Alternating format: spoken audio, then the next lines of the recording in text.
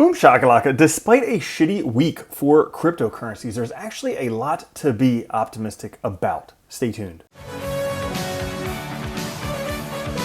What's up everyone, Randall here from Crypto Love. Today's video, we are taking a look at Bitcoin and cryptocurrencies this week, the imminent New Year's Day breakout, plus a lot of very interesting charts, reasons why you might want to be cautiously optimistic for Bitcoin in the future. Before we get into it, guys, make sure to like, subscribe, click the notification bell, come join us on Twitter at @CryptoLove.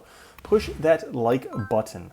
Now today, fear down from yesterday to 26. Not down as far as I thought it would have gone, not where we were last month at 23, but down from the past few days. The overall market this week, we can see pretty much everything in the red except for TON, XDC, OKB, Leo, and BSV. Pretty much everything in the red. The overall market today up 1%.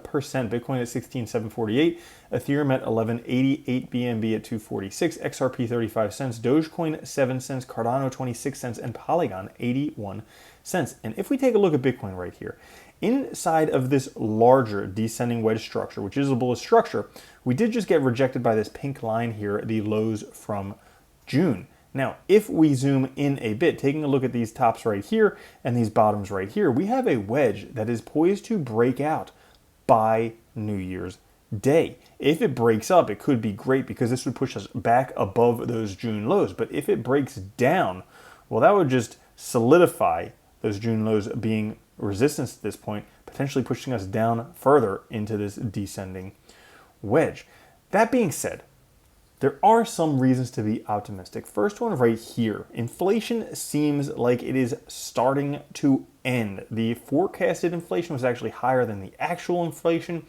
We can see it is starting to decrease already. And if we take a look, stocks, and coincidentally cryptocurrencies as well, because they're correlated, they tend to do well after inflation peaks. As a matter of fact, they're the worst they are 1 month before inflation peaks, and then afterwards they tend to do significantly well. But that being said, a lot of people are still super pessimistic right now, saying recession seems imminent in the next 1 to 2 years, the deepest 10-year, 2-year yield curve inversion the market has seen since 1981. And right now, everybody is betting against the markets.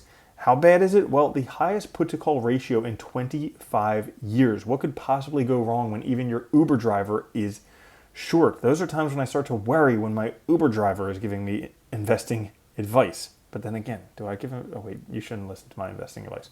Now, Bitcoin, Heiken Ashi candles, historically in the downturns, lasted roughly 12 months of red candles. We had 12 months back in 2015, 12 months in 2018, 2019, and we've had 12 months now.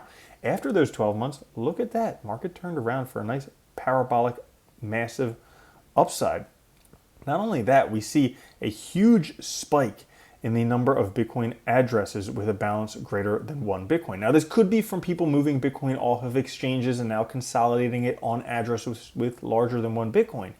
But you have to see, we have never seen a spike this large in Bitcoin addresses with greater than 1 Bitcoin pretty much ever. That, not only that, Arthur Hayes, who back when Bitcoin was $50,000 was saying, hey, I could see Bitcoin trading below 30 and Ethereum below 2,000.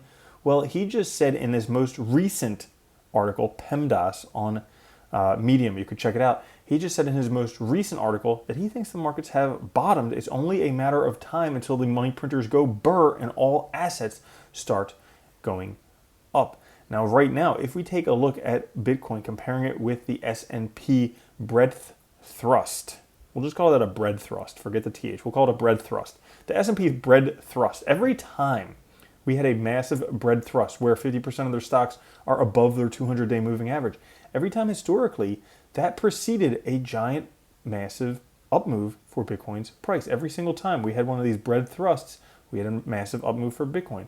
Bread thrust, up move for Bitcoin. Bread thrust, up move for Bitcoin. Well, we just had a bread thrust. We are now waiting for that massive move from Bitcoin. Not only that, but Bitcoin trades in opposite of DXY. And as DXY breaks the parabolic up move to the downside, well, that's been a consolidation period for Bitcoin before we see a massive up move. We just had Bitcoin or DXY breaking down out of its parabolic run-up.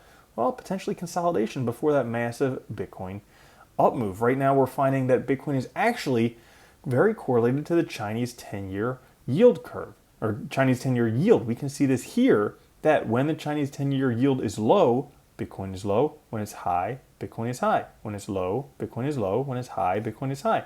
Well, it just recently marked low as Bitcoin was low, could again mark high as Bitcoin could be going towards higher highs, because the one leading indicator we have for Bitcoin, the OBV, on balance volume, has been taking away from Bitcoin. Historically, every time this has taken away from Bitcoin, eventually Bitcoin closes the gap and then overruns that gap. Well, we can see right now we have started to take away from Bitcoin with the OBV. Previous times that this has happened, Bitcoin price has caught up with it.